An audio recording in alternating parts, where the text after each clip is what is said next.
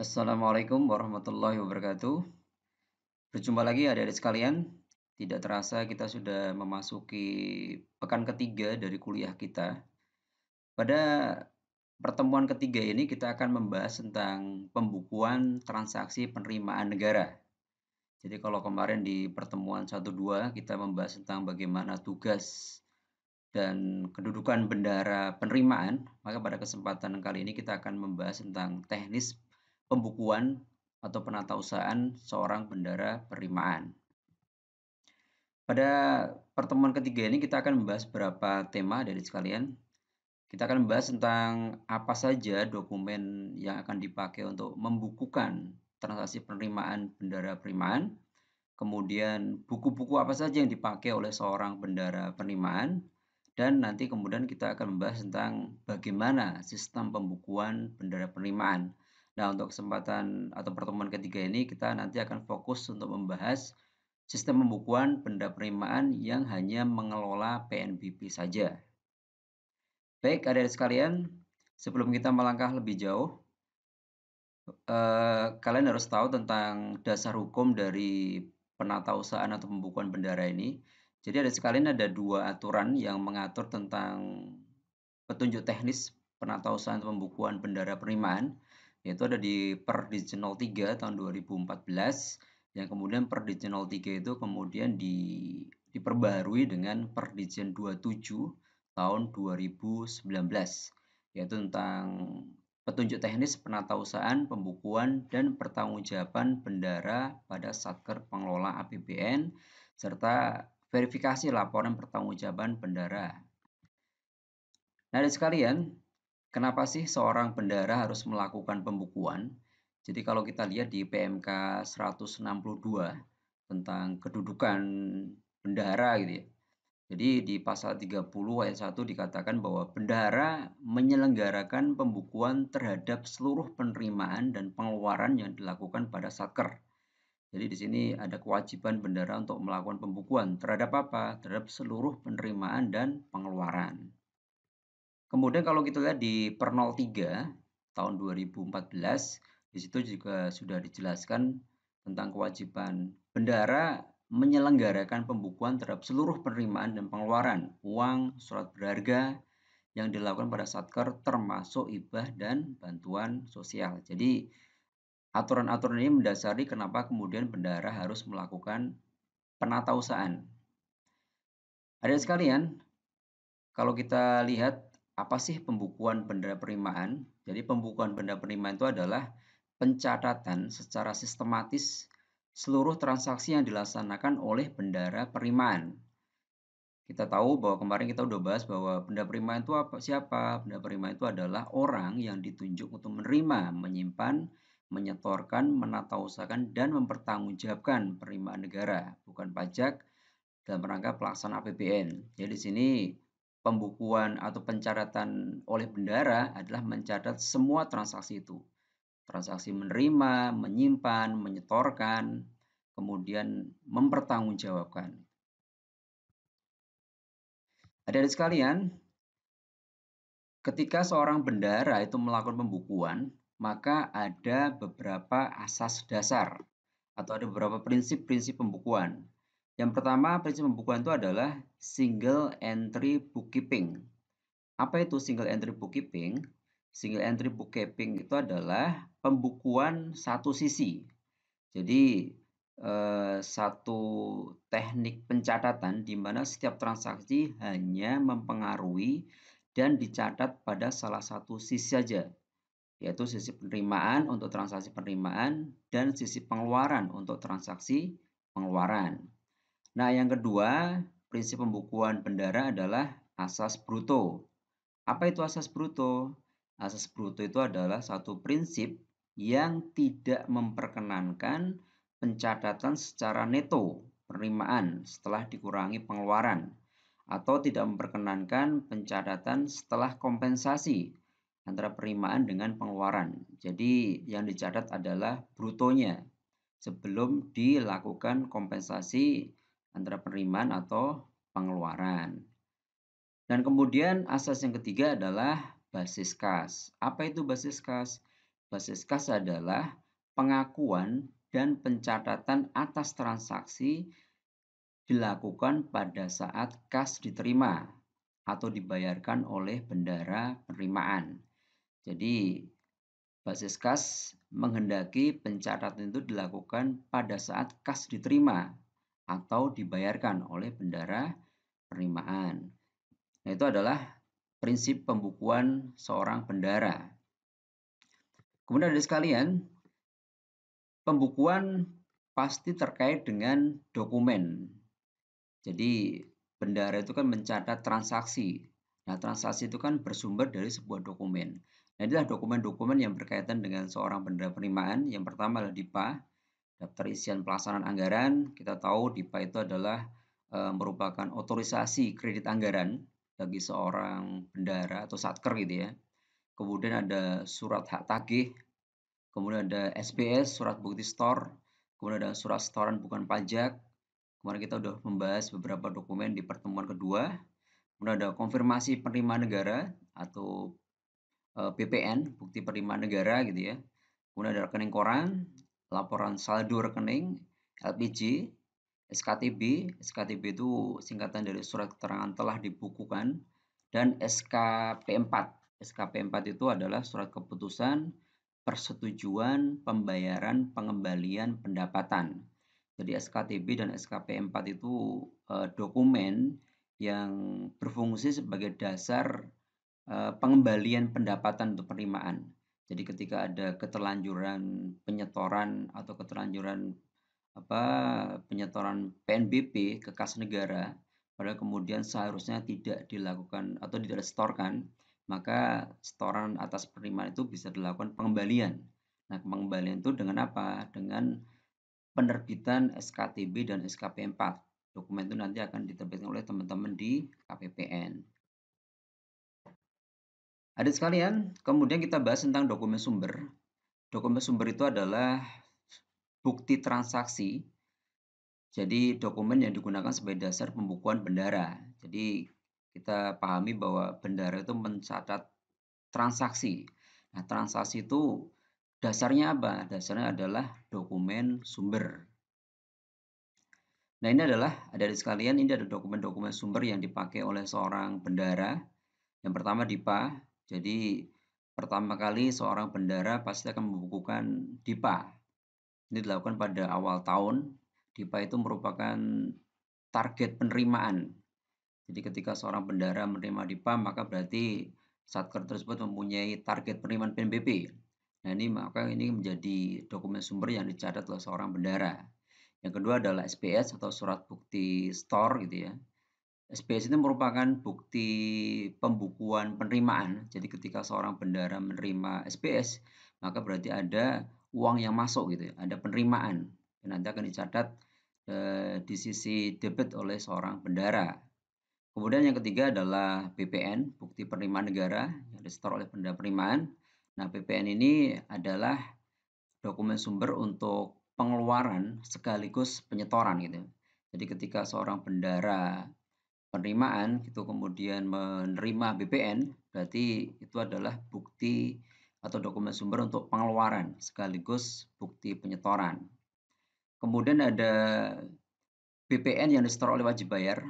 Jadi BPN setor wajib bayar itu maksudnya adalah wajib bayar dia melakukan setoran sendiri atas PNBP yang dia harus store gitu ya. Nah, BPN yang store wajib bayar ini adalah bukti pembukuan penerimaan PNBP sekaligus bukti penyetoran gitu. Kemudian SPMLS gaji yang telah terbit SP2D-nya. Jadi kalau misalnya ada potongan-potongan yang dipotong melalui SP2D, maka dokumen sumbernya adalah SPMLS yang telah terbit SP2D-nya. Contohnya seperti misalnya potongan sewa rumah dinas gitu ya. Dari sekalian, kita coba lihat sekarang di beberapa ketentuan di Perdijenal 3 tentang ketentuan pembukuan. Jadi yang pertama, adik sekalian, bendara melakukan pembukuan atas seluruh penerimaan dan pengeluaran uang yang ada di satker berdasarkan tugasnya. Jadi artinya seluruh transaksi yang melalui bendara harus dicatat oleh seorang bendara.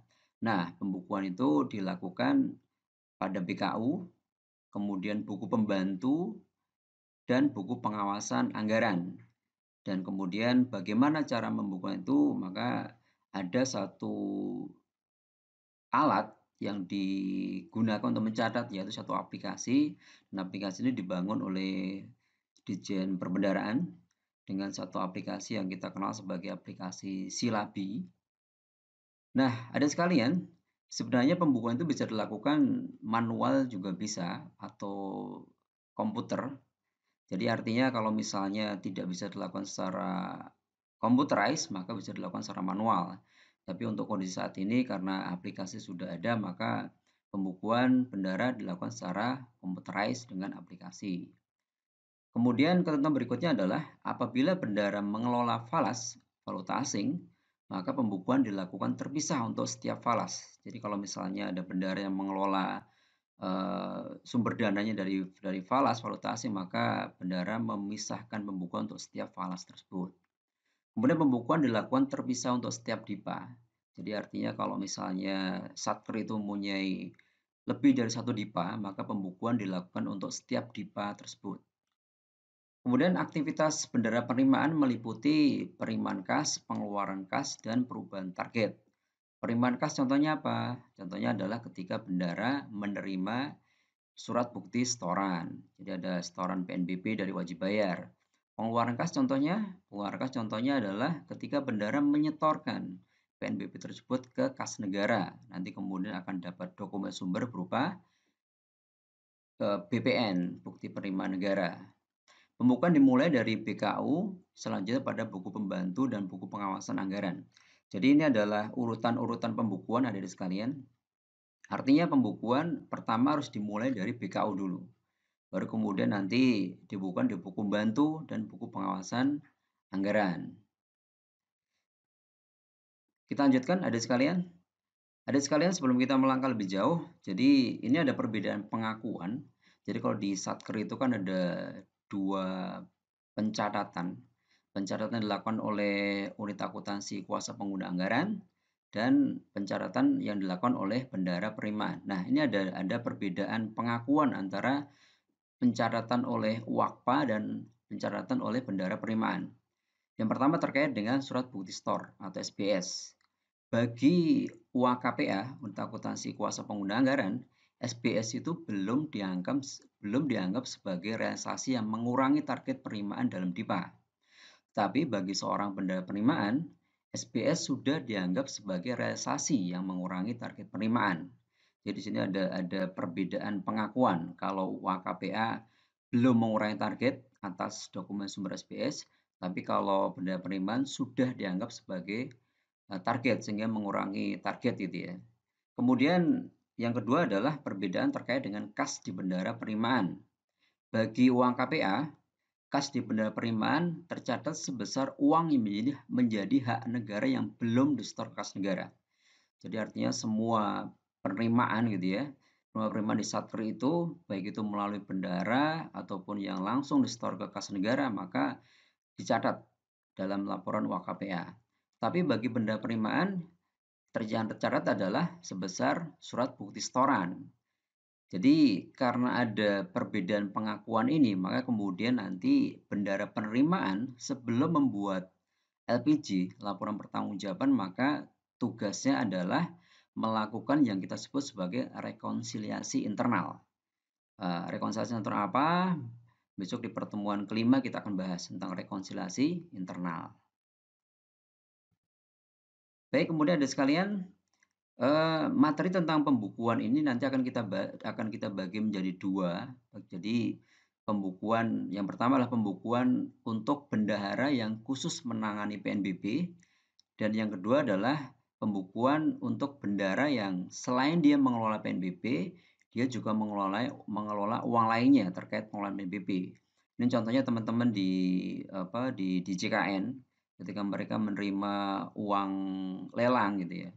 Maka mereka mengadministrasikan juga atau mengelola selain PNBP juga ada dana pihak ketiga gitu ya. Misalnya ketika ada lelang tadi ya. Besok kita bahas di pertemuan yang keempat.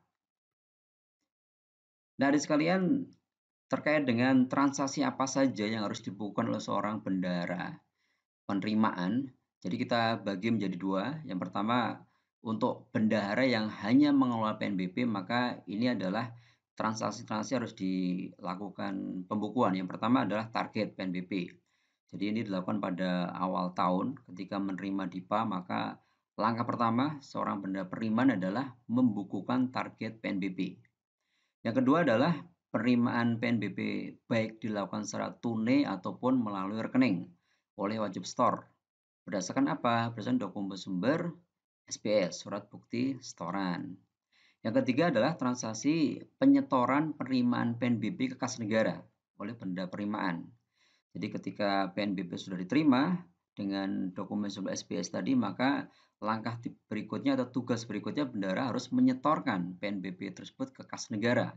Dengan apa? Dengan SSBP, surat setoran bukan pajak.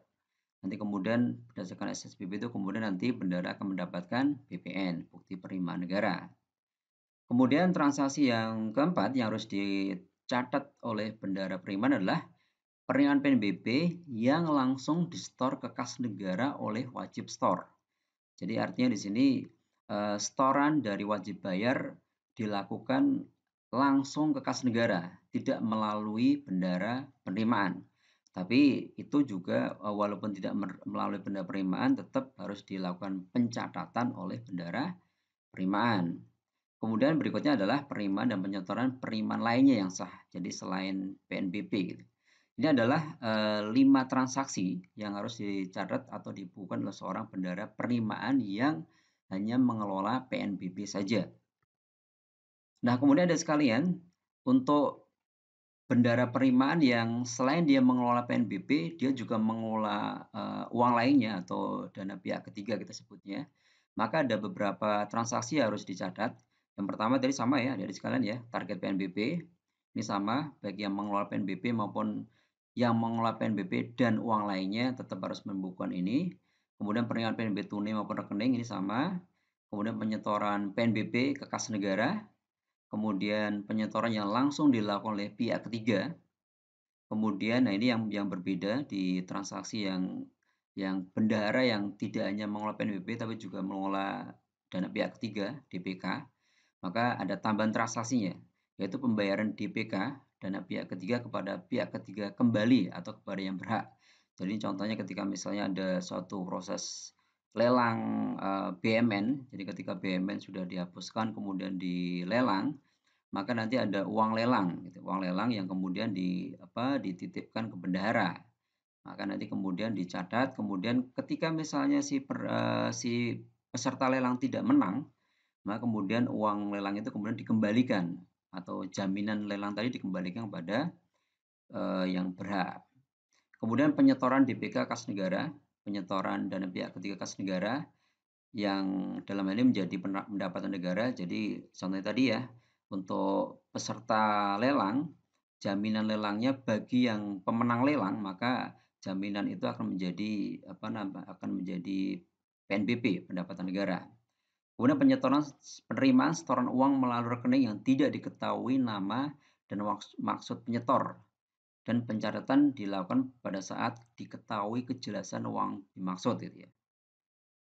Nah, berikutnya dari sekalian kita coba lihat buku-buku yang dipakai oleh bendahara untuk melakukan pembukuan.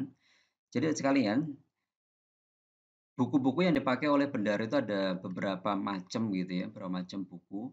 Nah, slide ini menggambarkan tentang atau menyebutkan tentang buku yang digunakan oleh bendahara yang hanya membukukan PNBP saja. Tadi kita sudah bahas bahwa pembukuan itu dibagi dua, adik-adik sekalian ya. Bendahara yang hanya membukukan PNBP dan bendahara yang selain membukukan PNBP juga dia mengelola dana pihak ketiga. Nah, untuk kesempatan yang pertemuan kali ini kita hanya bahas untuk yang bendahara yang hanya mengelola PNBP. Nah, apa saja buku yang dipakai oleh bendahara? Yang pertama adalah buku kas umum atau kita sebut sebagai BKU. Yang kedua adalah buku pengawasan anggaran pendapatan atau kita sebut sebagai BPAP. Kemudian buku pembantu. Nah, buku pembantu itu dibagi menjadi dua kelompok adik-adik sekalian, yaitu buku pembantu yang berdasarkan sumber dan buku pembantu berdasarkan keberadaan. Jadi kalau saya biar memudahkan adik sekalian, kita sebut sebagai buku pembantu dari mana dan buku pembantu di mana. Jadi kalau misalnya ditanya duitnya dari mana gitu atau uangnya dari mana, PNBP-nya dari mana? Oh, dari uang penerimaan negara bukan pajak. Maka berarti kita catat di buku pembantu PNBP. Itu berarti dari mana? Kemudian kelompok yang kedua adalah di mana. Jadi penerimaan tadi kita simpan di mana? Oh, kita simpan di bank, maka ada buku pembantu bank. Oh, penerimaan tadi kita simpan di Tune atau di Brankas, maka ada buku pembantu kas Tune. Jadi dua kata dari mana dan di mana itu nanti akan memudahkan adik-adik sekalian untuk menganalisis sebuah transaksi itu dia masuk ke buku apa saja. Jadi itu ada sekalian buku-buku yang dipakai oleh bendahara. Yang pertama adalah BKU, buku kas umum, kemudian BPAP, dan buku bantu. Dan sekali lagi buku bantu itu dibagi menjadi dua kelompok, yaitu buku bantu dari mana dan buku bantu di mana. Dari mana itu berarti sumbernya dari mana. Maka berarti dari PNBP, maka kita catat di buku bantu PNBP. Dari lain-lain, maka kita catat di buku pembantu lain-lain. Kemudian buku pembantu di mana? Di mana itu berarti keberadaannya. Jadi uangnya ada di mana? Oh, kalau di bank berarti dicatat di buku pembantu bank. Kalau uangnya di Brankas berarti dicatat di buku pembantu kas tunai. Nah, adik sekalian, yang pertama kita coba lihat dulu BKU, buku kas umum. Buku kas umum itu adalah buku yang mencatat semua transaksi keuangan yang dilakukan oleh bendahara yang berkaitan dengan PNBP. Nah, seperti yang kita bahas di awal tadi, BKO dibuat untuk setiap DIPA. Jadi kalau misalnya Satker mempunyai 2 DIPA, maka berarti harus mempunyai 2 BKU. BKU itu mencatat semua transaksi dalam bentuk tunai maupun viral atau non tunai gitu ya. Serta ketika ada koreksi pembukuan. Kemudian BKU itu menggunakan sistem pembukuan kolom saldo. Jadi kolom saldo itu maksudnya adalah dalam setiap transaksi maka kemudian langsung kita tahu berapa saldonya. Kolom saldo. Kemudian KPA melakukan pemeriksaan kas sekurang-kurangnya sekali dalam 1 bulan. Jadi maksudnya sebagai bentuk pertanggungjawaban administrasi bendahara kepada KPA, maka kemudian KPA berhak untuk melakukan pemeriksaan kas yang bisa dilakukan minimal sekali dalam 1 bulan. Dan ini bisa dilakukan tanpa pemberitahuan terlebih dahulu kepada bendahara untuk melakukan pemeriksaan kas. Nah, pemeriksaan kas itu nanti kita akan bahas di pertemuan kelima.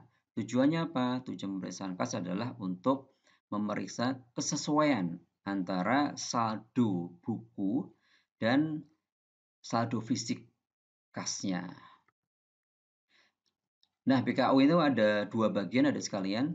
Bagian yang pertama ini menginformasikan tentang identitas Satker, identitas DIPA, kemudian pagu, belanja per kegiatannya berapa. Jadi ini lebih pada lebih pada identitas dari sebuah Satker dan bendahara.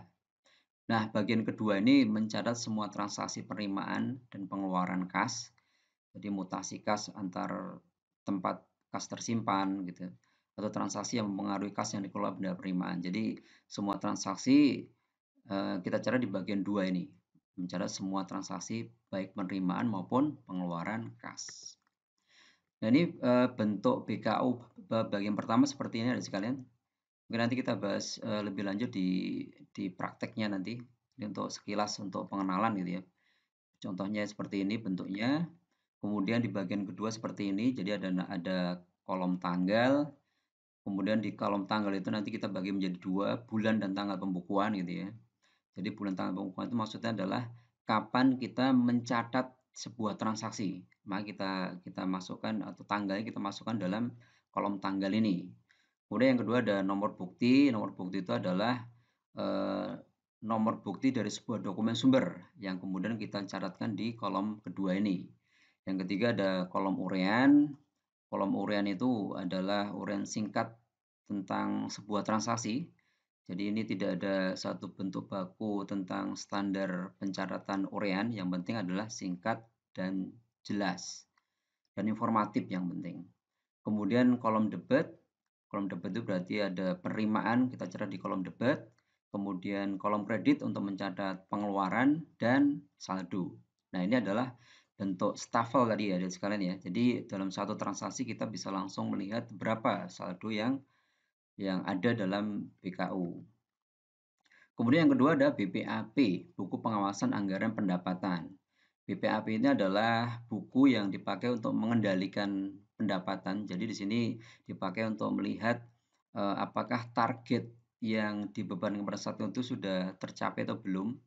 Nanti kita bisa melihat pada BPAP. Jadi dari target sudah tercapai berapa. Nah, ketahuannya di mana? Di buku pengawasan anggaran pendapatan. Bentuknya seperti ini adik sekalian. Jadi ada di atas ada identitas, kemudian ada tanggal, ada nomor bukti, kemudian urean sama tadi ya, urean singkat dan jelas, kemudian penerimaannya berapa, kemudian ada akun. Jadi BPAP itu kita buat untuk setiap akun penerimaannya gitu ya. Kemudian posisi penerimaan masih berupa bukti penerimaan atau sudah setorkan. Jadi kalau kita baru menerima SBS, maka berarti posisinya adalah masih bukti penerimaan. Tapi kalau kemudian sudah kita setorkan ke negara atau kas negara, maka berarti nanti sudah menjadi posisi penerimaan menjadi sudah disetorkan. Nanti kita lakukan di prakteknya nanti. Kemudian nanti ada buku pembantu kas, juga buku pembantu PNBP. Jadi bentuknya seperti ini, hampir sama seperti di BKU, ada kolom tanggal, nomor bukti, kemudian urean, debit kredit, dan saldo. Nah, ini buku pembantu tadi kita bahas, buku pembantu itu dibagi menjadi dua kelompok ya. Ada kelompok buku pembantu dari mana itu berarti sumbernya, sumber penerimaan, jadi kita terima uang itu dari mana. Jadi bisa yang pertama dari PNBP, maka kemudian kita catat di buku pembantu PNBP. Ini dipakai untuk mencatat semua transaksi atau semua penerimaan yang sumbernya dari PNBP. Ini bentuknya sama seperti BKU tadi ada sekalian ya, ada tanggal, ada nomor bukti, ada urean, ada penerimaan, pengeluaran, dan saldo. Kemudian buku bantu lain-lain ini dipakai untuk mencatat penerimaan atau pengeluaran kas bendara yang sumbernya dari lain-lain. Jadi ini berarti selain yang sumbernya dari PNBP.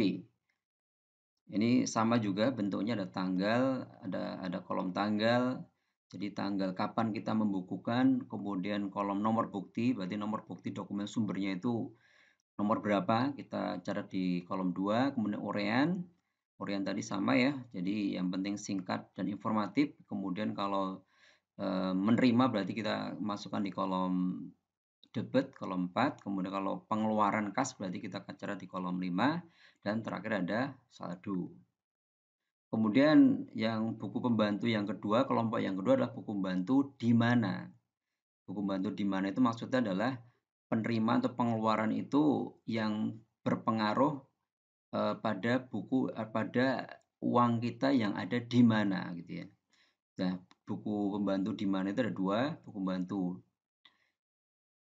di bank gitu ya. Jadi buku pembantu kas bank itu dipakai untuk mencatat uang bendahara yang ada di bank gitu ya. Yang kedua adalah buku pembantu tunai, yaitu dipakai untuk mencatat uang bendahara yang ada di brankas gitu ya. Bentuknya sama seperti buku pembantu yang lain tadi ya, ada tanggal, nomor bukti, urean, penerimaan, pengeluaran, dan saldo. Baik, adik-adik sekalian, kita lanjutkan pembahasan kita. Kali ini kita akan membahas tentang bagaimana tata cara pembukuan transaksi PNBP yang dilakukan oleh bendahara penerimaan yang hanya mengelola PNBP saja. Nah, adik sekalian, pembukuan itu harus dimulai dari buku kas umum, baru kemudian dilanjutkan pada buku-buku pembantu terkait. Nah, seperti yang kita bahas sebelumnya, pembukuan itu dapat kita lakukan secara manual atau dengan menggunakan komputer atau computerized. Nah, untuk saat ini memang sudah ada aplikasi Silabi yang membantu tugas bendara penerimaan, tapi kalian untuk saat ini belajar tentang manualnya dulu. Tujuannya apa? Biar kalian memahami logika transaksi pembukuan.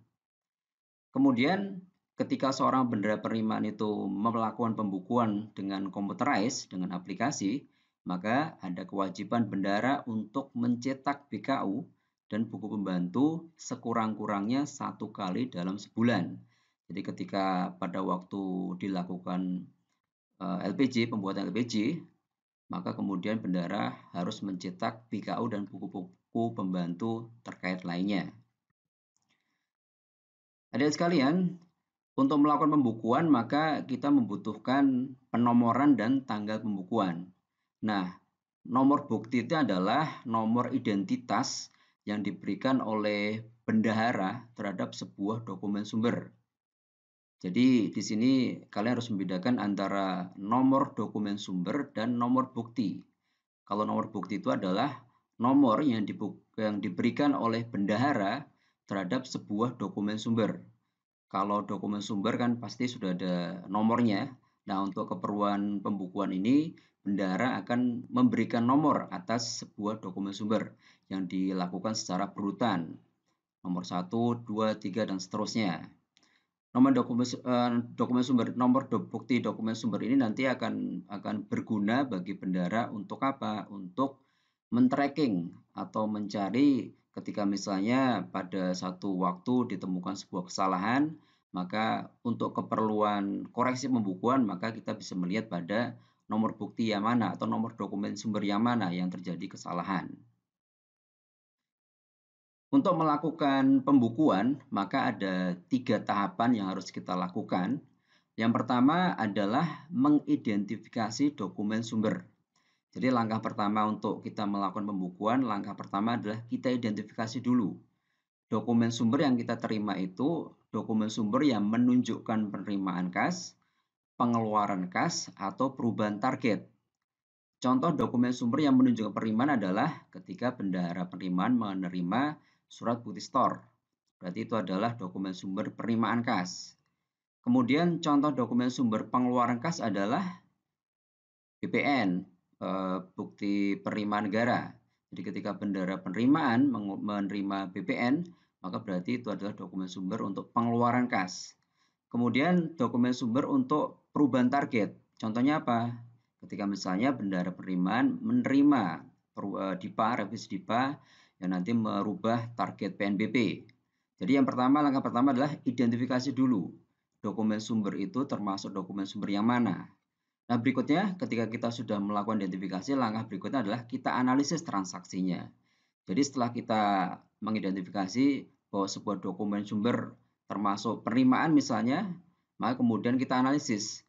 Kalau penerimaan berarti buku-buku yang mana yang terkait. Contohnya ketika kita menerima SBS, maka buku terkait adalah BKU. BKU karena terima berarti kita debit, kemudian di buku pembantu dari mana? Karena kita mendapatkan sumbernya dari PNBP, maka buku pembantu PNBP kita debit. Kemudian di mana? Karena kita menerimanya secara tunai misalnya, maka berarti kita bukukan di kas tunai. Kemudian karena kita menerima, maka berarti ada target PNBP yang berhasil kita kumpulkan, maka kita bukukan juga di buku pengawasan anggaran pendapatan. Nah, setelah kita analisis transaksinya, maka kemudian baru kita catat secara kronologis dalam buku-buku terkait. Kalau tadi penerimaan berarti ke BKU, kemudian ke buku PNBP, kemudian kalau terima tunai berarti buku kas tunai, dan kemudian di buku pengawasan anggaran pendapatan. Nah, adik sekalian, ini adalah aturan-aturan atau ketentuan-ketentuan di pembukuan. Jadi untuk pembukuan BKU, itu kita lakukan debit jika menambah saldo BKU. Kemudian apabila mengurangi saldo BKU, maka kita bukukan secara kredit. Dan jika tidak menambah atau mengurangi saldo BKU, maka kita lakukan debit dan kredit. Jadi itu aturannya pembukuan di BKU, menambah debit, mengurangi kredit, kemudian tidak menambah atau mengurangi, maka kita bukan debit dan kredit sekaligus.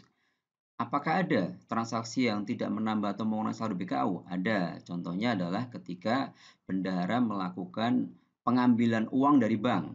Maka itu berarti contoh contoh transaksi yang tidak menambah atau mengurangi gitu ya. Di BKU. Kalau di buku bantu pastinya akan berkurang. Tapi untuk BKU tidak menambah atau mengurangi. Nanti kita praktekkan. Kemudian untuk aturan di buku pembantu, pembukuan di buku pembantu akan kita debit jika menambah dan akan kita kredit jika mengurangi dan tidak dibukukan ketika tidak mempengaruhi saldo buku pembantu. Contohnya tadi ketika misalnya kita membukukan penarikan uang.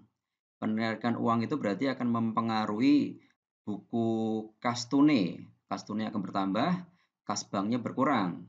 Nah, di buku PNBP-nya karena tidak terpengaruh maka buku PNBP-nya tidak kita lakukan pembukuan. Jadi di buku bantu jika menambah debit, jika mengurangi kredit, dan jika tidak mempengaruhi, maka tidak kita bukukan. Nah, dan sekalian, pembukuan benda penerimaan itu nanti kita akan bagi pembahasan kita. Untuk pertama ini kita akan bahas tentang pembukuan benda penerimaan yang khusus mengelola PNBP.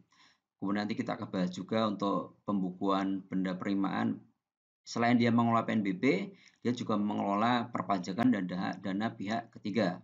Nanti kita akan bahas di pertemuan keempat. Ini contohnya apa? Contohnya yang mengelola dana pihak ketiga. Contohnya teman-teman bendahara penerimaan di DJBC, juga di DJKN gitu ya. Nah, sekarang kita coba lakukan praktek untuk pembukuan bendahara penerimaannya.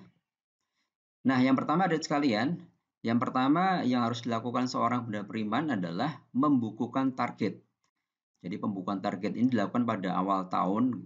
Jadi begitu bendahara penerimaan menerima DIPA, maka langkah pertama adalah membukukan target PNBP.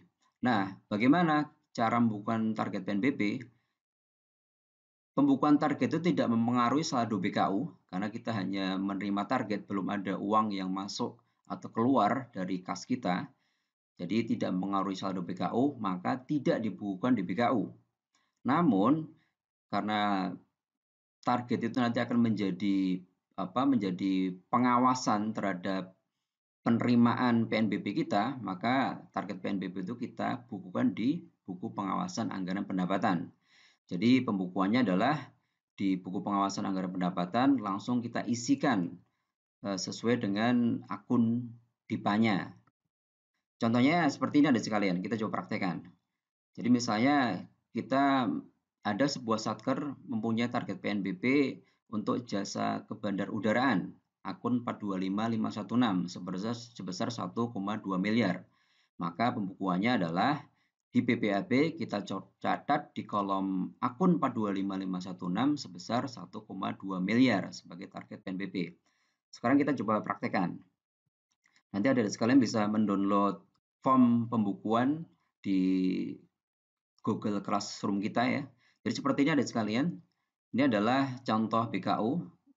BKU kemarin kita sampaikan bahwa BKU itu ada dua halaman gitu. Halaman pertama itu identitas, halaman kedua adalah transaksi-transaksinya atau pencatatan transaksinya. Nah, kemudian kita kembali ke soal kita tadi atau kepada apa namanya ilustrasi tadi. Jadi di sini kita menerima target PNBP. Maka pembukuannya bagaimana? Pembukuannya adalah kita catat di buku pengawasan anggaran pendapatan sebesar target. Nah, kemudian kita langsung aja ke BPAP-nya untuk akun 425516. Nah, nanti di sini di PPAP nanti ada identitas satker, nanti kalian bisa mengisi sendiri. Contohnya kementerian lembaga, misalnya kita isi kementerian lembaganya adalah Kementerian Perhubungan. Kemudian unit organisasinya adalah misalnya perhubungan udara. Kemudian provinsinya kita tulis misalnya ini ada di Nusa Tenggara Timur. Kemudian di kabupatennya di Sumba Barat Daya misalnya. Kemudian satkernya kita contoh saja misalnya Bandar Udara Tambulaka di Waikabukak. Ini contoh saja. Kemudian tanggal dipanya misalnya tanggal 9 Desember 2019. Nomor dipanya misalnya dipa 022 05 02 288 525 2019. Jadi disesuaikan aja adik-adik sekalian tentang tanggal nomor DIPA.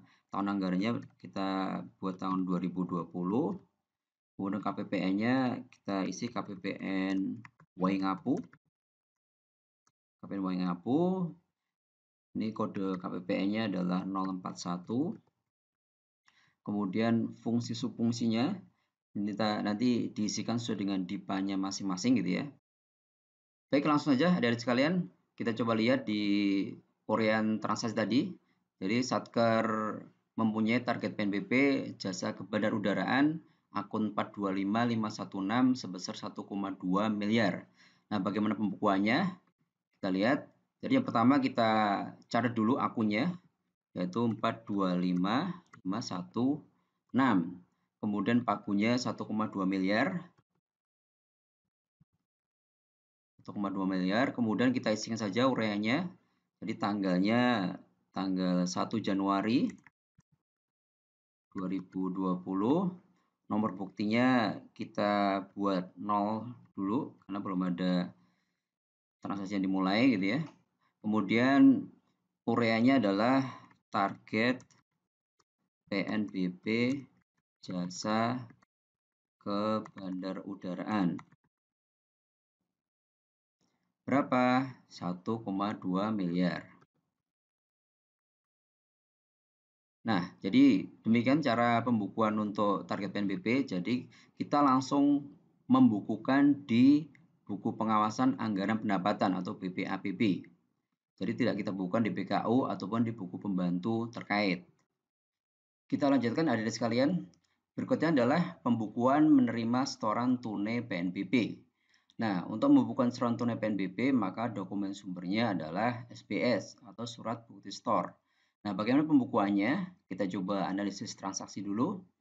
Karena ada uang yang bertambah, jadi ketika ada SPS berarti ada uang yang bertambah ke kas bendahara, maka pembukuan SPS dibukukan sebagai penerimaan atau debit di BKU. Seperti kita pahami, pembukuan harus dimulai dari BKU. Jadi BKU kita bukukan sebagai debit karena ada uang yang bertambah. Berikutnya adalah kita bukukan pada buku-buku pembantu. Nah, buku pembantu yang mana? Pada pembahasan sebelumnya kita ketahui bahwa buku pembantu itu dibagi dua, buku pembantu di mana dan buku pembantu dari mana. Nah, karena kita menerima secara tunai, maka berarti uang yang bertambah adalah uang bendara yang ada di brankas. Sehingga karena yang bertambah uang di brankas, maka berarti buku pembantu kas tunainya juga kita debit sebagai penerimaan. Kemudian berikutnya adalah buku pembantu dari mana. Nah, uang yang bertambah tadi adalah uang dari sumber PNBP. Maka berarti buku pembantu PNBP kita bukukan sebagai debit atau penerimaan. Nah, SPS itu sudah merupakan realisasi penerimaan, jadi sudah mengurangi target. Maka kemudian di buku pengawasan anggaran pendapatan juga kita bukukan sebagai realisasi. Jadi kalau kita rangkum pembukuannya adalah BKU debit, kemudian buku kas tunai debit, buku pembantu PNBP debit, dan buku pengawasan anggaran pendapatan debit. Sekarang kita coba aplikasikan ada sekalian. Sebagai contoh misalnya pada tanggal 2 Januari bendara penerimaan menerima surat bukti setor pendapatan jasa kebandarudaraan akun 425516 sebesar 7,5 juta. Nah, bagaimana pembukuannya? Nah, kita coba langsung praktekkan dalam form pembukuan. Ya, jadi yang pertama kita ke BKU dulu. Karena pembukuan harus dimulai dari BKU. Tadi menerima SPS berarti ada uang yang masuk, berarti kita debit. Kita tulis dulu tanggal 1 Januari 2020. Nomor buktinya adalah nomor 001. Kemudian uraiannya adalah jasa terima jasa ke bandar udaraan.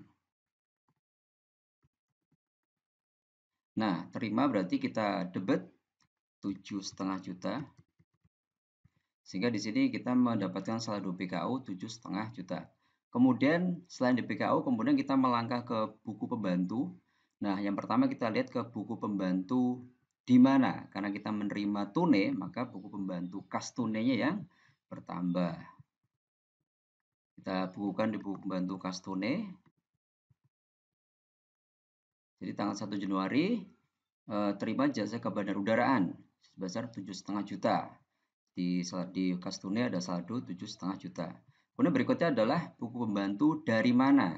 Nah, ini karena kita terima dari PNBP, maka berarti buku pembantu PNBP yang kita catat. Jadi kita akan melangkah ke buku pembantu PNBP, kemudian kita bukukan tanggal 1 Januari, terima jasa ke bandar udaraan 7,5 juta. Jadi di saldo buku pembantu PNBP ada 7,5 juta. Berikutnya, karena kita menerima PNBP berarti di buku pengawasan anggaran pendapatan sudah merupakan realisasi penerimaan, jadi sudah mengurangi target. Kita bukukan tanggal 1 Januari tadi.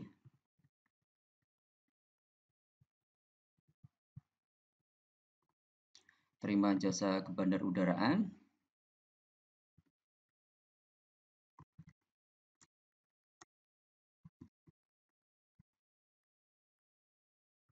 Penerimanya sebesar 7,5 juta. Kemudian, nah, di kolom 5 itu kita bukukan secara akumulatif. Jadi karena kita sudah kita ada target 1,2, kemudian sudah terrealisasi 7,5 juta, berarti target kita akan berkurang. Kita kurangkan. Sehingga target kita tinggal 1.192.500.000 rupiah. Nah, kemudian ini masih berupa bukti pengeluaran karena kita belum menyetorkan penerimaan itu ke kas negara. Jadi di posisi penerimaan kita bukukan sebagai bukti penerimaan. Nah, demikian adik-adik sekalian. Kita melangkah ke berikutnya. Berikutnya adalah pembukuan menyetorkan PNBP ke rekening kas negara. Jadi setelah PNBP yang kita terima tadi, kemudian tugas bendara adalah menyetorkan ke kas negara. Ini berarti dokumen sumbernya adalah SSBP atau surat setoran bukan pajak, yang kemudian nanti dan BPN juga setelah kita setorkan nanti dengan billing, kemudian nanti akan mendapatkan bukti penerimaan negara. Nah, dari dokumen itu kemudian akan dicatat oleh bendara. Nah, bagaimana kita mencatatnya? Kita coba analisis dulu. Yang pertama, karena bendara menyetorkan uang ke kas negara, berarti ada uang yang berkurang di kas bendara. Nah, karena berkurang, maka kita catat sebagai kredit. Sehingga di sini BKU kita bukan sebagai kredit karena mengurangi kas bendara. Berikutnya kita catat di buku pembantu. Nah, buku pembantu yang mana? Nah, seperti tadi kita analisis. Yang pertama kita di buku pembantu di mananya dulu yang terpengaruh. Karena kita menyetorkan secara tunai, berarti uang kita yang ada di brankas berkurang. Sehingga buku pembantu kas tunai kita berkurang. Sehingga di buku pembantu kas tunai kita bukukan sebagai kredit. Kemudian dari mana? Nah, karena kita menyetorkan yang kita setorkan itu adalah uang yang dari sumber PNBP, maka berarti buku pembantu PNBP kita kreditkan. Nah, kemudian karena sudah store, maka di buku pengawasan anggaran pendapatan kita isikan di kolom sudah disetorkan. Sehingga kalau kita rangkum, pembukuannya adalah BKU kredit, buku pembantu kas tunai kredit, buku pembantu PNBP kredit, dan buku pengawasan anggaran pendapatan kita isikan sudah di store. Nah, kita coba aplikasikan. Sebagai contoh ini, pada tanggal 2 Januari, Bendahara Penerimaan menyetorkan pendapatan jasa ke bandar udaraan akun 425516 sebesar 7,5 juta dengan menggunakan surat setoran bukan pajak. Nah, bagaimana pembukuannya? Langsung kita praktekkan ada sekalian. Kita kembali ke form pembukuan tadi. Nah, yang pertama kita mulai dulu dari BKU. Jadi pada tanggal 1 Januari kita nomor buktinya kita berikan 002 secara berurutan ya jadi kalian ya. Kemudian kita isikan aja uraiannya Store PNBP jasa kebandarudaraan. Nah, karena menyetor berarti mengurangi kas bendara, sehingga posisinya kita bukan sebagai kredit. Sehingga di sini di saldo kasnya bendara kosong ya, tidak ada saldo. Kemudian berikutnya adalah buku pembantu di mana. Nah, karena kita menyetorkan secara tunai, maka berarti buku pembantu kas tunainya berkurang. Nah, kemudian kita bukukan lagi di buku kas tunainya. Sama tanggal 1 Januari, nomor buktinya 02, uraiannya adalah store PNBP jasa kebandarudaraan sebesar 7,5 juta. Sehingga di sini saldo menjadi 0, nihil gitu ya. Nah, berikutnya adalah buku pembantu di mana. Nah, yang kita setorkan tadi adalah uang yang dari sumber PNBP. Sehingga kemudian di sini buku pembantu PNBP yang kita catat. Jadi tanggal 1 Januari, nomor buktinya 02, store PNBP jasa kebandarudaraan sebesar 7,5 juta. Jadi di buku pembantu PNBP sekarang saldonya juga 0. Nah, jangan lupa karena menyetorkan itu berarti di buku pengawasan anggaran pendapatan harus kita isikan posisinya adalah sudah disetorkan. Baik, kita tuliskan di buku pembantu anggaran pendapatan.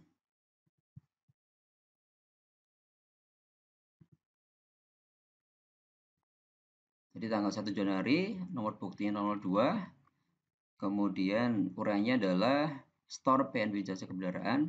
Nah, kemudian kita langsung ke posisi sudah distorkan. Jadi uang PNBP yang tadi kita terima, kemudian ini sudah posisinya sudah distorkan.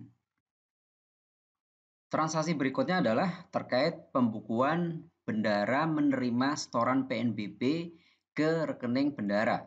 Jadi di sini bendara menerima setoran PNBP namun melalui rekening bendara yang ada di bank. Nah, dokumen sumber untuk membukukan transaksi ini adalah rekening koran atau bukti atau slip setoran. Nah, bagaimana tata cara pembukuannya? Kita coba analisis transaksinya dari sekalian.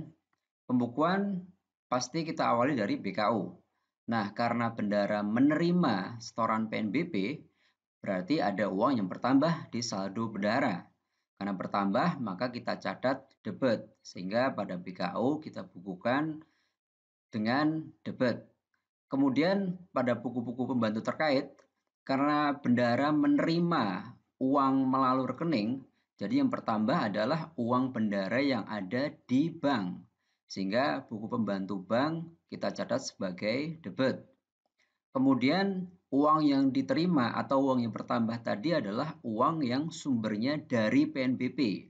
Sehingga di sini bendara mencatat penerimaan atau debit pada buku pembantu PNBP. Sehingga kalau kita rangkum pembukuannya adalah BKU debit, kemudian buku pembantu bank debit karena diterima di bank, kemudian buku pembantu PNBP debit karena uangnya dari PNBP, dan karena penerimaan PNBP itu sudah merupakan realisasi, sehingga di buku pengawasan anggaran pendapatan kita juga membukukan sebagai realisasi.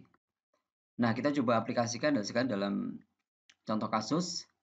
Contohnya ini ada pada tanggal 2 Januari, bendara penerimaan menerima melalui rekening bendara penerimaan pendapatan jasa kebandarudaraan akun 425516 sebesar 15 juta. Nah, bagaimana pembukuan penerimaan melalui rekening ini?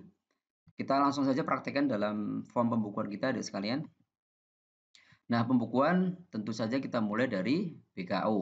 Nah, kemudian kita cari dulu ada sekalian pada tanggal 2 Januari, pada tanggal 2 Januari 2020, nomor buktinya jadi rekening korannya atau bukti slip store-nya kita berikan nomor 003 berurutan, kemudian uraiannya adalah terima jasa kebandarudaraan melalui rekening.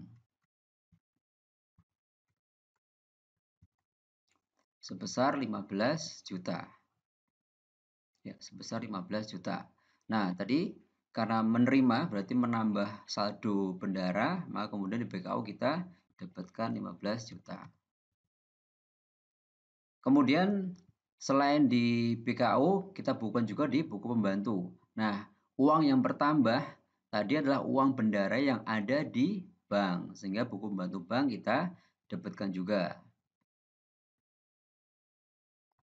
Kita ke buku pembantu bank, kemudian kita catatkan di sini. Pada tanggal 2 Januari 2020, nomor buktinya adalah 003, dokumen sumber rekening koran tadi. Uraiannya adalah terima jasa ke bandar udaraan melalui rekening sebesar 15 juta. Nah, kemudian uang yang bertambah tadi adalah uang bendara yang sumbernya dari PNBP. Nah, kemudian kita bukukan juga di buku pembantu PNBP. Jadi buku pembantu PNBP ada penambahan saldo sebesar 15 juta. Jadi pada tanggal 2 Januari, nomor buktinya 003, terima jasa ke bandar udaraan melalui rekening sebesar 15 juta debit. Jadi saldo buku pembantu PNBP bertambah sebesar 15 juta. Nah, kemudian jangan lupa karena terima PNBP berarti sudah merupakan realisasi, sehingga kemudian kita bukukan juga di buku pengawasan anggaran pendapatan. Kita cari buku pengawasan anggaran pendapatan untuk akun 425516. Kemudian kita catatkan di buku pembantu pengawasan anggaran pendapatan.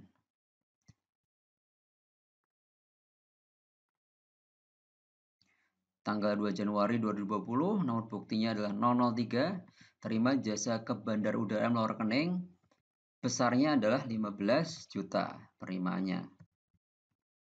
Nah, 15 juta itu berarti sudah mengurangi target, sehingga targetnya kita akumulasikan, kita kurangkan dengan 15 juta, sehingga di sini target PNBP dari akun 425516 tersisa 1.177.500.000 rupiah. Nah, ini karena masih berupa bukti penerimaan, maka 15 juta kita catatkan di posisi penerimaan masih berupa bukti penerimaan. Nah, demikian pembukuan menerima secara non-tunai melalui rekening bendara. Berikutnya, transaksi berikutnya adalah membukukan penyetoran PNBP ke kas negara melalui pemindah bukuan dari rekening bendara. Jadi ini adalah contoh transaksi di mana bendara menyetorkan PNBP namun dilakukan dengan cara non-tunai atau melalui pemindah bukuan dari rekening bendara yang ada di bank. Jadi dipindah bukukan dari rekening bendara di bank ke rekening kas negara. Nah, dokumen sumbernya adalah surat setoran bukan pajak SSBP yang dibuat secara elektronik dengan billing, dan nanti kemudian bendara akan mendapatkan bukti penerimaan negara. Nah, bagaimana tata cara pembukuannya? Kita coba analisis. Adik sekalian, karena di sini bendara melakukan penyetoran, berarti ada uang yang berkurang pada kas bendara. Maka kemudian di BKU kita catatkan sebagai pengeluaran atau kita catatkan sebagai kredit di BKU. Nah, uang yang berkurang tadi adalah uang bendara yang ada di bank. Sehingga karena yang berkurang uang yang ada di bank, maka buku pembantu kas banknya kita kreditkan. Kemudian yang berkurang tadi adalah uang bendara yang sumbernya dari PNBP. Sehingga pencatatan berikutnya adalah di buku pembantu PNBP kita kreditkan atau kita kurangkan. Nah, kemudian jangan lupa di buku pengawasan anggaran pendapatan kita isikan pada kolom sudah disetorkan. Sehingga kalau kita rangkum pembukuannya adalah BKU kredit, buku banknya kredit, kemudian buku PNBP kredit, dan di buku pengawasan anggaran pendapatan kita isikan pada kolom sudah disetorkan. Nah, kita coba praktekkan adik sekalian. Sebagai contoh misalnya pada tanggal 6 Januari, bendara penerimaan menyetorkan ke rekening kas negara melalui pemindah bukuan dari rekening bendara pendapatan jasa ke bandar udaraan akun 425516 sebesar 7.500.000. Nah, bagaimana pembukuannya? Kita coba praktekkan dalam form pembukuan kita. Kita awali pembukuan kita dari BKU pada tanggal 6 Januari 2020. Kemudian dokumen sumbernya yaitu tadi SSBP tadi dan BPN, kita berikan nomor buktinya 004 sesuai urutan transaksinya. Kemudian uraiannya adalah store PNBP jasa kebandarudaraan, kita tambahkan melalui rekening sebesar 7,5 juta. Nah, karena kita menyetor berarti mengurangi kas bendara sehingga di BKU kita kreditkan 7.500.000. Kemudian berikutnya adalah karena yang berkurang atau yang distorkan adalah uang bendara yang ada di bank karena melalui rekening, maka berarti buku pembantu bank juga kita kreditkan. Kita buka buku pembantu bank, kita transaksikan pada tanggal 6 Januari 2020, nomor buktinya adalah 004. Kita melakukan store PNBP jasa kebandarudaraan melalui rekening. Nah, kita kreditkan karena kita menyetor berarti ada uang yang berkurang. Jadi kita kreditkan 7,5 juta sehingga di buku pembantu kas bank tersisa uang PNBP sebesar 7,5 juta. Kemudian berikutnya adalah yang kita setorkan tadi atau yang berkurang adalah uang bendara yang sumbernya dari PNBP. Sehingga kemudian kita ke buku pembantu PNBP, yaitu kita transaksikan 6 Januari 2020, nomor buktinya 004. Kita melakukan setoran PNBP jasa kebandarudaraan melalui rekening sebesar 7,5 juta. Nah, kemudian kita bukukan juga di buku pengawasan anggaran pendapatan, yaitu sebagai atau di posisi penerimaan sudah disetorkan. Kita ke buku pengawasan anggaran pendapatan untuk akun 425516.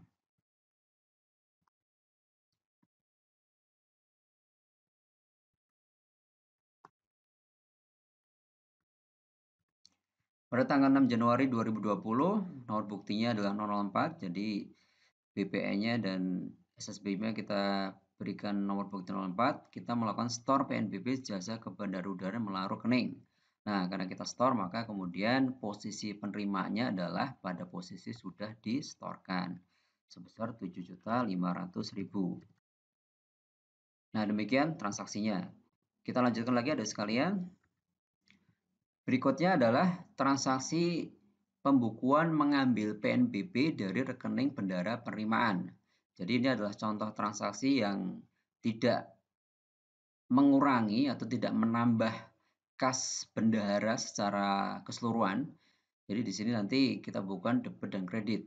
Nah, dokumen sumbernya adalah cek. Jadi di sini bendahara menerbitkan cek untuk mengambil uang dari rekening bendahara ke brankas yang ada di kantor Satker gitu ya. Jadi dokumen sumbernya adalah cek. Nah, bagaimana cara pembukuannya? Yang pertama kita coba analisis dulu transaksinya. Nah, di sini bendahara mengambil uang dari rekening bank. Jadi di sini tidak ada penambahan ataupun pengurangan kas, yang terjadi hanya perpindahan posisi kas saja.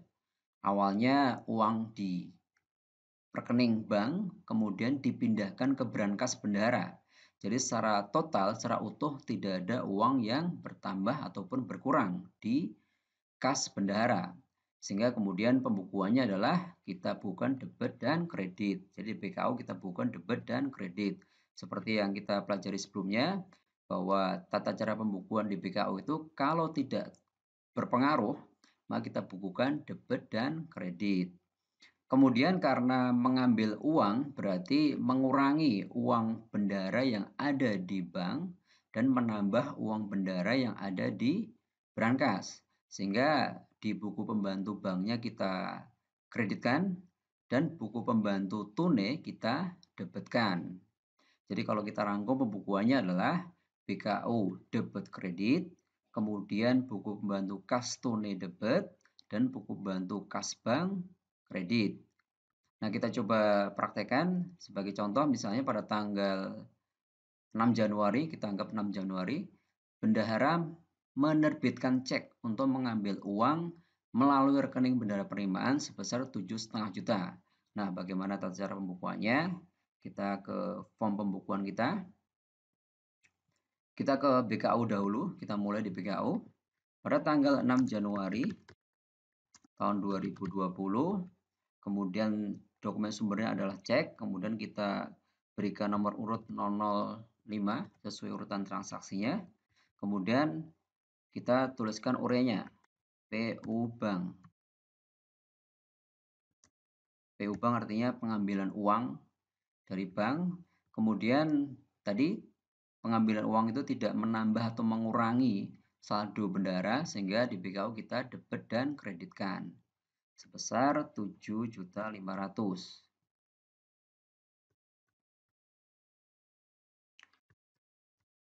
Jadi kita debitkan, kita tambah, kemudian kita kurangkan. Jadi balance, tidak ada uang yang bertambah ataupun berkurang. Nah, kemudian karena kita mengambil uang, maka uang bendara yang ada di bank tentunya berkurang. Maka di buku pembantu bank kita kreditkan. Jadi buku pembantu bank kita kreditkan berkurang. Kemudian buku atau uang bendara yang ada di tunai bertambah, atau uang bendara yang ada di brankas bertambah, sehingga kemudian di buku pembantu kas tunai kita dapatkan menambah uang bendara yang ada di brankas. Kemudian, nah itu ada sekalian, jadi di PNBP apakah berpengaruh? Tidak. Jadi di buku bantu PNBP tidak berpengaruh. Nah, seperti yang kita pelajari sebelumnya, kalau di buku bantu apabila tidak terpengaruh, maka tidak usah kita bukukan.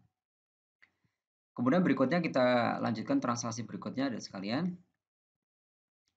Pembukuan berikutnya adalah menerima SSBP dari wajib store PNBP. Jadi ini contoh transaksi di mana bendahara menerima SSBP dari wajib store, di mana wajib store langsung menyetorkan PNBP tersebut ke kas negara. Jadi di sini wajib bayar menyetorkan kewajiban PNBP-nya langsung, mereka membuat billing sendiri, kemudian mereka langsung menyetorkan ke kas negara. Jadi di sini penyetornya tidak melalui bendahara. Nah, bagaimana pembukuan untuk penyetoran yang langsung ke kas negara oleh wajib bayar? Dokumen sumber untuk mencatat transaksi ini adalah SSBP. Nah, kemudian bagaimana pembukuannya? Kita coba analisis dulu.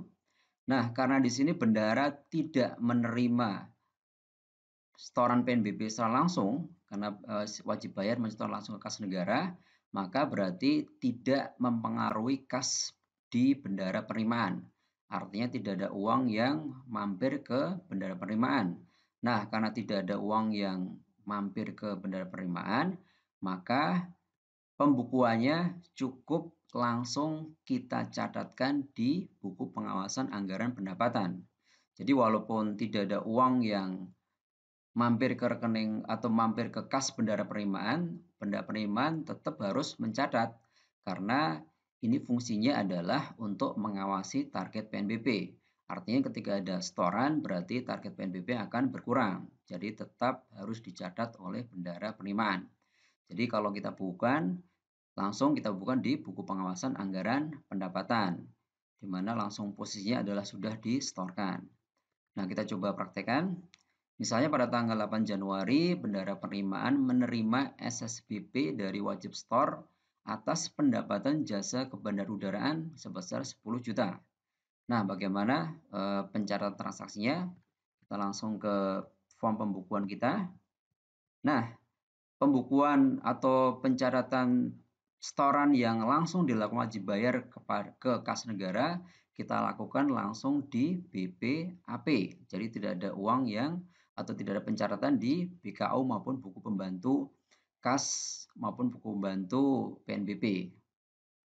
Kita ke BPAP pada tanggal 8 Januari. Kita catat dulu 8 Januari. Kemudian nomor buktinya adalah 005.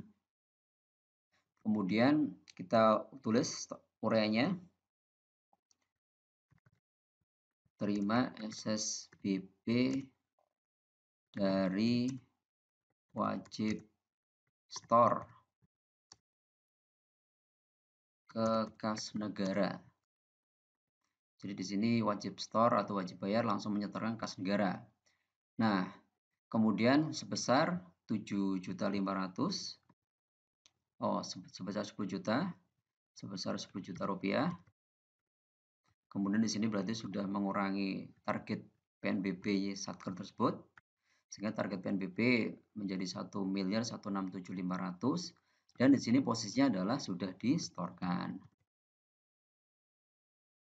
Nah, demikian transaksi kita membukukan setoran SSBP yang dilakukan oleh wajib bayar. Transaksi berikutnya adalah pembukuan menerima setoran tunai penerimaan lain-lain. Jadi di sini bendahara menerima setoran selain PNBP. Contohnya apa? Contohnya ketika misalnya ada lelang, kemudian bendahara menerima uang jaminan lelang, termasuk penerimaan lain-lain. Nah, di sini dokumen sumbernya adalah tanda terima setoran gitu ya. Ada bukti penerimaan lain-lain. Nah, bagaimana pembukuannya? Kita analisis adik sekalian. Nah, karena bendahara menerima, maka berarti ada uang yang bertambah, sehingga di PKU kita bukan sebagai debit. Kemudian yang bertambah adalah uang bendahara yang ada di tunai, karena di sini bendahara menerima setoran tunai, maka pembantu kas tunai kita debitkan juga. Nah, yang diterima tadi yang bertambah tadi adalah uang bendahara yang sumbernya dari lain-lain, sehingga buku bantu lain-lain kita bukan sebagai debit. Sehingga kalau kita transaksikan PKU debit, kas tunai debit, dan buku bantu lain-lain debit. Nah, kita coba praktekkan, misalnya pada tanggal 8 Januari bendahara menerima uang lain-lain sebesar 7,5 juta, maka pembukuannya adalah kita coba praktekkan dalam form pembukuan kita. Kita mulai dari BKU kita pada tanggal 8 Januari. Kemudian bukti penerimaannya kita berikan nomor secara berurutan 007, karena tadi udah 06 kita pakai untuk setoran langsung wajib bayar tadi 007. Kemudian di sini uraiannya adalah terima uang lain-lain. Nah, karena menerima berarti ada uang yang bertambah, sehingga di BKU kita debitkan sebesar 7.500.000. Kemudian berikutnya yang bertambah adalah uang bendahara yang ada di brankas, sehingga kemudian di buku kas tunainya kita bukan sebagai debit juga. Tanggal 8 Januari nomor buktinya adalah 007, bendahara menerima uang lain-lain sebesar 7,5 juta. Kita saldokan, sehingga di sini ada 15 juta. Kemudian berikutnya adalah uang yang bertambah tadi adalah uang bendahara yang sumbernya dari lain-lain, sehingga di buku bantu lain-lain kita bukukan juga sebesar 7,5 juta. Nah, kemudian kita lanjutkan transaksi berikutnya. Transaksi berikutnya adalah membukukan penyetoran penerimaan lain-lain kas negara. Jadi di sini bendahara menyetorkan penerimaan lain-lain tadi ke kas negara. Jadi dokumen sumbernya adalah bukti pengeluaran lain-lain atau bisa SSBP. Nah, bagaimana transaksinya? Transaksinya adalah karena menyetorkan berarti mengurangi saldo BKU, maka di BKU kita kreditkan. Kemudian yang berkurang adalah uang bendahara yang ada di tunai, maka buku kas tunai berkurang. Dan yang berkurang adalah uang bendahara yang dari lain-lain, sehingga di buku bantu lain-lain kita kreditkan. Sehingga pembukuannya adalah BKU kredit, kas tunai kredit, dan BP lain-lain kredit.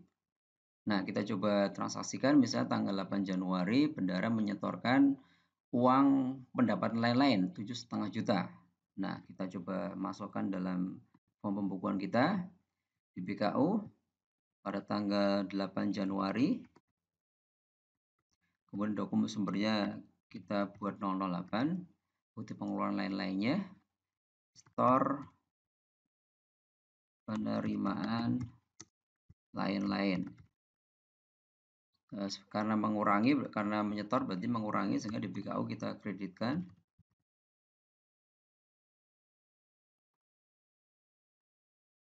Kemudian yang berkurang adalah uang bendara yang ada di tunai, sehingga buku pembantu kas tunai kita kreditkan.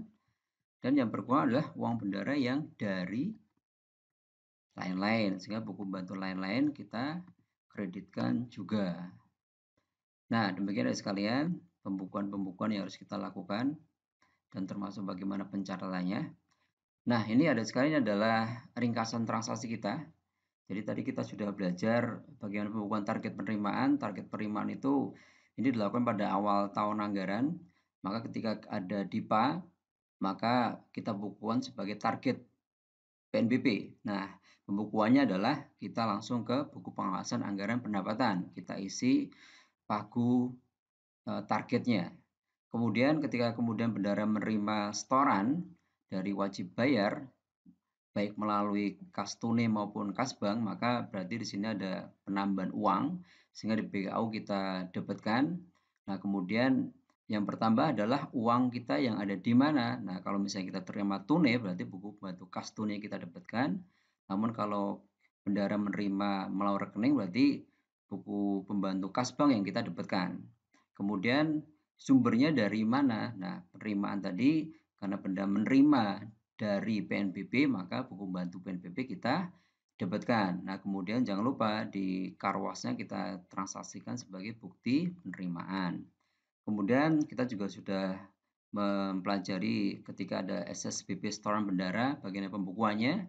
Nah, karena bendara menyetor, maka ada uang yang berkurang, sehingga BKU-nya kita kreditkan. Kemudian buku kasnya kredit juga, tergantung nanti kalau misalnya bendara menyetorkan secara tunai, maka buku bantu kas tunainya kita kreditkan. Namun kalau bendara menyetorkan melalui rekening, berarti buku kas bank yang kita kreditkan.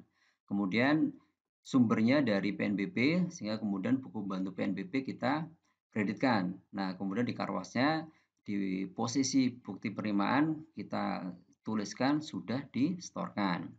Nah, apabila SSBP yang dilakukan langsung oleh wajib bayar, jadi di sini wajib bayar langsung melakukan pembayaran atau penyetoran kas negara, maka pembukuannya adalah langsung ke Karwas atau di buku pengawasan anggaran pendapatan. Jadi di situ langsung kita tulis sebagai sudah disetorkan. Nah, dari sekalian, setelah kita lakukan pembukuan, maka untuk memeriksa apakah pembukuan kita benar atau salah, maka kita bisa memeriksa dengan persamaan seperti ini. Jadi saldo akhir BKU itu harus sama dengan penjumlahan saldo akhir kas tunai dijumlah dengan buku bantu atau saldo akhir buku bantu kas bank. Jadi kalau buku bantu kas tunai atau saldo akhir buku bantu kas tunai ditambah dengan saldo akhir buku bantu kas bank itu harus sama dengan saldo akhir BKU. Nah, begitu juga saldo akhir BKU itu juga harus sama dengan saldo penjumlahan saldo akhir pada buku bantu PNBP ditambah dengan saldo akhir pada buku bantu lainnya. Jadi kalau saldo akhir buku bantu PNBP ditambah dengan saldo akhir buku bantu lainnya itu harus sama dengan saldo BKU. Nah, itu berarti pembukuan kita telah benar. Nah, kita coba cek pada pembukuan yang sudah kita lakukan tadi, adik sekalian. Di sini di BKU ada saldo akhir sebesar 7,5 juta. Nah, kemudian kita cek apakah penjumlahan di buku bantu bank dan tunai juga 7,5 juta. Kita lihat di sini di buku bantu bank saldo akhirnya adalah 0. Kemudian di saldo akhir buku bantu kas tunai ada 7,5 juta. Jadi artinya di bank 0, di kas tunai 7,5. Jadi ada saldo 7,5 juta dan itu sama dengan saldo di BKU. Kemudian kita cek lagi di saldo buku bantu PNBP ada 7,5 juta, kemudian di buku bantu lain-lain 0. Jadi kalau kita jumlahkan buku bantu PNBP dan buku bantu lainnya itu adalah 7,5 juta dan itu sama seperti di saldo akhir di BKU. Jadi pembukuan kita sudah tepat. Nah, demikian ya sekalian bagaimana tata cara pembukuan bendera penerimaan untuk transaksi benda penerimaan yang hanya mengelola PNBP saja. Mudah-mudahan bisa dipahami. Demikian, Assalamualaikum warahmatullahi wabarakatuh.